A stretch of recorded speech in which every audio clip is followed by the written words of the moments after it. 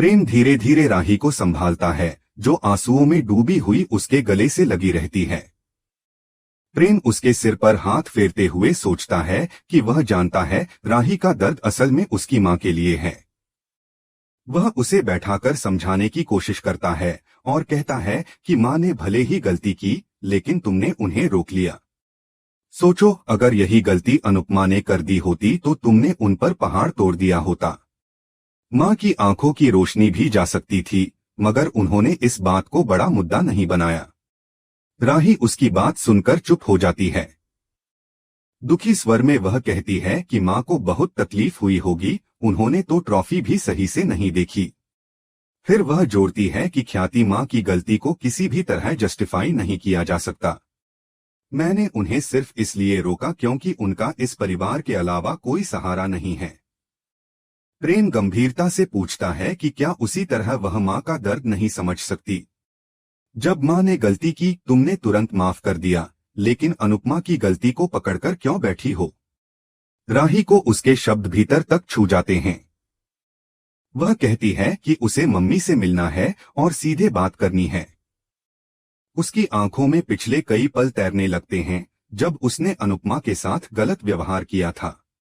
अब उसे अपराध बोध घेरने लगता है और वह बेचैन होकर बोलती है कि अब तो मैं उन्हें अपना चेहरा भी नहीं दिखा सकती। प्रेम उसे समझाता है और कहता है कि अनुपमा से माफी मांगने में ही सुकून मिलेगा। इसी बीच अनुपमा को अचानक एक कॉल आता है। कॉल करने वाली कोई और नहीं बल्कि राही होती है। फोन पर राही चुप रहती है, लेकिन अनुपमा तुरंत पहचान लेती है। वह उसका नाम लेती है तो राही और भी दुखी हो जाती है और अपने बचपन की यादों में खो जाती है। उसकी आंखों से आंसू बहने लगते हैं। अनुपमा बार बार पूछती है कि क्या हुआ, लेकिन राही कुछ कहने की हिम्मत नहीं जुटा पाती और फोन काट देती है। अनुपमा परेशान हो उठती है। जैसे ही वह सोच में डूबी होती है, उसे अचानक किसी के चलने की आवाज सुनाई देती है। वह घबराकर चौंक जाती है और उसे गौतम की धमकी याद आती है। उसके मन में सवाल उठता है कि कहीं यह गौतम तो नहीं। वह डरते डरते घर के अंदर निकलकर देखने लगती है। रसोई तक पहुंचने पर उसे पता चलता है कि दूध का बर्तन खाली है। वह हैरान रह जाती है कि क्या सचमुच घर में कोई है या उसे वहम हो रहा है। अगली सुबह का माहौल भी अजीब होता है। अंश अनुपमा से कहता है कि उसका एक दोस्त डॉक्टर है और उसके अस्पताल में बहुत अच्छे सर्जन काम करते हैं। क्यों न भारती को वहां दिखाया जाए। अनुपमा तुरंत राजी हो जाती है और अंश से कहती है कि वह आज ही बात करके अपॉइंटमेंट ले। जसप्रीत भी इस सुझाव का समर्थन करती है। अनुपमा कहती है कि वह आज ही भारती को वहां ले जाएगी। तभी बाबूजी किंजल से पूछते हैं कि क्या हुआ, नींद पूरी क्यों नहीं हुई। किंजल कहती है कि पूरी रात उसे नींद नहीं आई। उसे बार बार ऐसा लगता रहा कि कमरे में कोई मौजूद है। अंश भी तुरंत हामी भरता है कि उसे भी घर में किसी के घूमने की आहट महसूस हुई थी। अनुपमा उसकी बात से सहमत होती है। लीला इस मौके पर याद दिलाती है कि शायद इसी वजह से कल दोपहर का खाना गायब हो गया था और आज सुबह का दूध भी कम था। सरिता डरते हुए कहती है कि शायद घर में कोई भूत है। जसप्रीत मजाक उड़ाते हुए हंसकर कहती है कि हाँ, भूत आया होगा तुम्हारे साथ सेल्फी लेने। बाबूजी हल्के फुल्के अंदाज में कहते हैं कि लीला के रहते हुए इस घर में कोई भूत आ ही नहीं सकता। सरिता उत्सुकता से पूछती है कि क्या लीला जी को भूत भगाना आता है।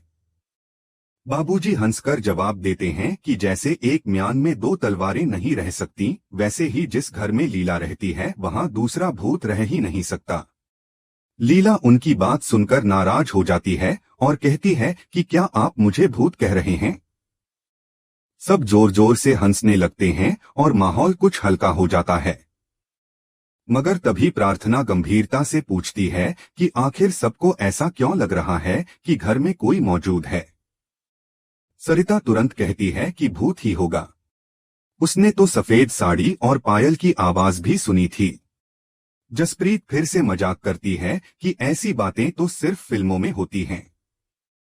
अनुपमा इस बार गंभीर होकर कहती है कि यह कोई मामूली बात नहीं है। सबको एक साथ ऐसी गलतफहमी नहीं हो सकती। जरूर घर में कोई है जो सामने नहीं आ रहा। अंश कहता है कि अगर कोई चोर होता तो अब तक चोरी कर चुका होता। प्रार्थना सोच में पड़कर कहती है कि कहीं यह कोई साइको क्रिमिनल तो नहीं जो मौका देखकर हमला करता हो। सरिता घबराकर कहती है कि ऐसे पागल अपराधी घर में घुसकर हमला कर देते हैं। अनुपमा सबको ढांढस बंधाती है और कहती है कि डरने की जरूरत नहीं है। लेकिन उसकी आंखों की चिंता साफ बता रही थी कि वह खुद भी बेचैन है।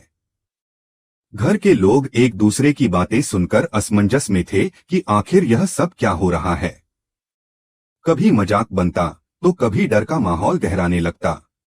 लेकिन अनुपमा जानती थी कि इस राज की तह तक जाना जरूरी है। हम सबको चौकन्ना रहना होगा। अनुपमा यह सोच ही रही होती है कि उसकी नजर राही और प्रेम पर पड़ती है। इतनी सुबह राही को देखकर वह हैरान रह जाती है और मन ही मन सोचती है कि आखिर वह इस समय यहाँ क्यों आई है। दूसरी तरफ पराग अनिल और राजा से गंभीर आवाज में कह रहा होता है कि उन्होंने सबने मिलकर अनुपमा जी को गलत समझा और उनसे नफरत की, लेकिन ख्याति जी जैसा कदम किसी ने नहीं उठाया। वह साफ कह देता है कि वह ख्याति जी को कभी माफ नहीं कर पाएगा। तभी ख्याति वहां आ जाती है और पराग से हाथ जोड़कर माफी मांगने लगती है। पराग गुस्से और दर्द से भरे स्वर में उससे पूछता है कि क्या अनुपमा जी ने आर्यन को ड्रग्स की लत लगाई थी? क्या अनुपमा जी ने आर्यन को शादी के दिन ड्रग्स लेने के लिए कहा था? यह सुनकर ख्याति हक्का बक्का रह जाती है। पराग कहता है कि सबके लिए यह मानना आसान था कि आर्यन की मौत की जिम्मेदार अनुपमा है, लेकिन सच्चाई यह थी कि अपने बेटे की मौत का जिम्मेदार वह खुद था। नफरत की आग में सबसे ज्यादा ख्याति ही जली और अब वक्त आ गया है कि वह इस आग को छोड़ दे। ख्याति रोते हुए कहती है कि जिसने अपना जवान बेटा खोया हो वह आगे किसके लिए बढ़े। पराग धीरे से कहता है कि माँ को बाकी बच्चों के लिए आगे बढ़ना पड़ता है। वह उसे याद दिलाता है कि अनुपमा जी ने भी अपना जवान बेटा खोया था, फिर भी उन्होंने हार नहीं मानी। ख्याति यह सुनकर चौंक जाती है। इसी दौरान राही सबके सामने हाथ जोड़कर अनुपमा से माफी मांगती है। यह नजारा देखकर सब लोग दंग रह जाते हैं। जसप्रीत तुरंत ताना कसती है कि अनुपमा की औलादें हमेशा यही करती हैं, पहले उन्हें गालियां देती हैं और फिर माफी मांगने चली आती हैं। सरिता कटाक्ष करते हुए कहती है कि 2 दिन बाद यह फिर से दुश्मन बन जाएगी। अनुपमा नरमी से राही से पूछती है कि आखिर हुआ क्या है और वह ठीक तो है। राही कांपते हुए आई ड्रॉप का नाम लेती है, जिससे सबके चेहरे पर हैरानी छा जाती है। जसप्रीत उत्सुक होकर पूछती है कि कहीं वह उसी फाइनल वाली आई ड्रॉप की तो बात नहीं कर रही। राही साफ कहती है कि वह यहाँ माफी मांगने आई है, क्योंकि उसने सबके सामने अहंकार दिखाया था और अब सबके सामने ही सिर झुकाएगी। वह सबको बताती है कि असल में वह आई ड्रॉप ख्याति ने बदली थी। यह सुनकर पूरा परिवार स्तब्ध रह जाता है। लीला गुस्से में कहती है कि अगर अनुपमा की आंखें खराब हो जाती तो क्या होता। किंजल आक्रोश में पूछती है कि ख्याति जी इतनी नीचे कैसे गिर सकती हैं, सिर्फ इसलिए कि अनुपमा को हराना है। भारती राहत की सांस लेते हुए कहती है कि उसे तो यह डर था कि कहीं गलती उससे न हो गई हो। लीला का गुस्सा राही पर भी फूट पड़ता है। वह कहती है कि अगर यही सब अनुपमा ने उसके साथ किया होता तो राही उसे गालियां देकर घर से निकाल देती और शायद दूसरे शहर भी भेज देती। जसप्रीत, प्रार्थना और अंश भी नाराज होकर ख्याति पर गुस्सा उतारते हैं। राही सबको समझाती है कि वह उनका पक्ष लेने नहीं आई। उसने गलत किया है और उसी की तरफ से माफी मांगने आई है। सब उससे नाराज हैं और पापा तो उसे घर से निकालने वाले थे, लेकिन उसने उन्हें रोक लिया। बाबूजी दर्द भरे स्वर में कहते हैं कि काश उसने अनुपमा को भी इसी तरह रोका होता। राही आंसुओं के साथ कहती है कि वह अब उनकी पीड़ा समझ सकती है, इसलिए उसने ख्याति को रोका। वह सबके आगे झुककर माफी मांगती है। दास रानीज भी गुस्से में कहती है कि ख्याति की शिकायत पुलिस में करनी चाहिए। सभी मिलकर ख्याति पर गुस्सा करते हैं और उसे सजा दिलाने की बात करते हैं। तभी अनुपमा सबको रोक देती है। वह शांत लेकिन दृढ़ आवाज में कहती है कि वह ख्याति जी को पहले ही माफ कर चुकी है। यह सुनकर सभी स्तब्ध रह जाते हैं। लीला अविश्वास से पूछती है कि आखिर उसने उन्हें क्यों माफ किया। अनुपमा गंभीरता से जवाब देती है कि उसके मन में ख्याति जी के लिए कोई शिकायत नहीं है। वह भी एक माँ है जिन्होंने अपना जवान बेटा खोया है, और ऐसे दर्द में इंसान गलतियां कर बैठता है। लीला गुस्से में कहती है कि उन्हें अपने घर में बैठकर रोना चाहिए था, किसी और की आंखें फोड़ने की कोशिश नहीं करनी चाहिए थी। अनुपमा बड़ी शांति से कहती है कि जो काम उन्होंने किया वैसा वह कभी नहीं कर सकती, लेकिन उन्हें माफ करना उसकी मर्जी है। प्रेम हैरानी से कहता है कि उनकी गलती कोई छोटी गलती नहीं थी। अनुपमा मुस्कुराकर पूछती है कि वह क्या करे, क्या पुलिस में शिकायत करे, क्या अपने ही परिवार का नाम बदनाम करे, क्या अपनी बेटी के ससुराल में कलह पैदा करे। जसप्रीत तंज कसते हुए पूछती है कि माफ करने से आखिर क्या होगा।